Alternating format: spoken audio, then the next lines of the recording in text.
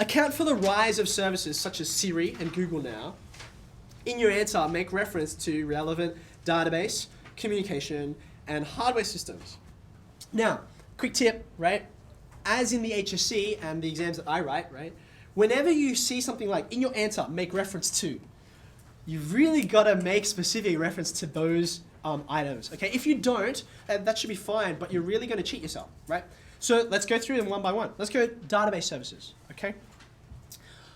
How does Siri and Google Now do their thing? How are they actually adding value to the user experience? Well, ooh, here we go, that's there, okay. You're getting intelligence out of Siri or Google Now, right? By being able to get to, Siri and Google, right, can get to all these different kinds of databases, right? So examples are maps, that's a kind of database. Weather reports, that's a kind of database. Website listings, Google is a giant database of website listings, right? Up-to-date sports and flight details. Now can you see these here, right? These are the specific databases, relevant database systems that are being referred to. That's how Siri and Google Now are doing their thing. These are the databases, okay? Now some of you just said they access databases and you didn't tell me anything about the kinds of databases, right? So automatically, you haven't given me anything past what's in the question. Does that make sense? Let's move on to communications, right? So that's in here. You're getting, by the way, OTA, over the air, so that is wireless, it's cellular data, which is really efficient, right? Because it's not stored on your device, right? You're being able to get things from, wherever Google stores it, and it's up to date all the time. So that's why it can be relevant and timely, because being delivered to you constantly, right? Does that make sense? So that's what brings in communication systems. Yep. Okay. So you see, here's my point here, right? That if you're trying to provide a service to users which can allow them to ask anything, right? Anything. Think about how much local storage you'd require on your device if it was able to store all of its answers to any question you could ask on here, right? It'd be enormous, right? So that's why we use communication systems in order to bridge that gap. We can't store it on your device, but we can store it on our gigantic servers in the US or wherever and get you to access them remotely. Okay, does that make sense?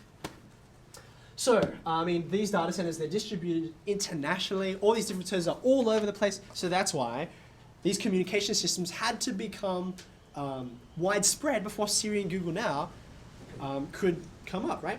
Now that also relates to the fact that, look at the question carefully, right? It says, account for the rise of these services. Account for the rise of these services.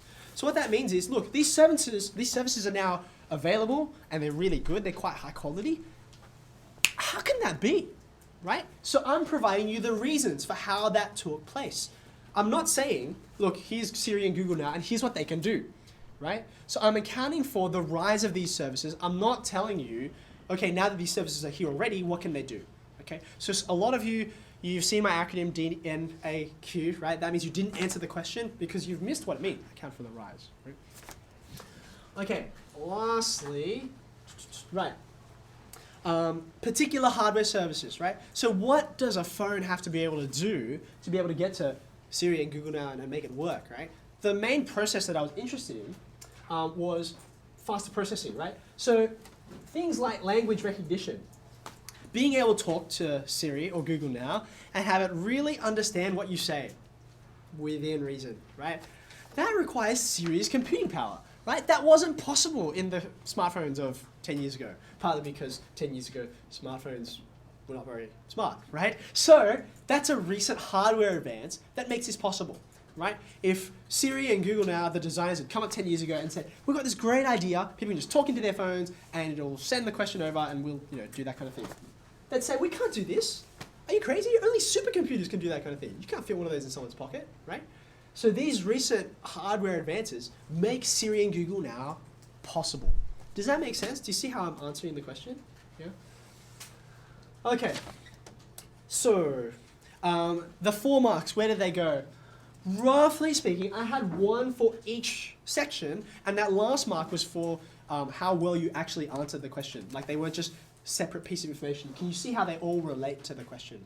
really well. Okay, I almost made it 3 marks, and then when I wrote my own answers to this, I thought, wow, that's a lot of work, and it's a lot of thinking, right? So that's where the 4th mark comes in. That's where I was going to pay you. Okay, any questions? Any questions?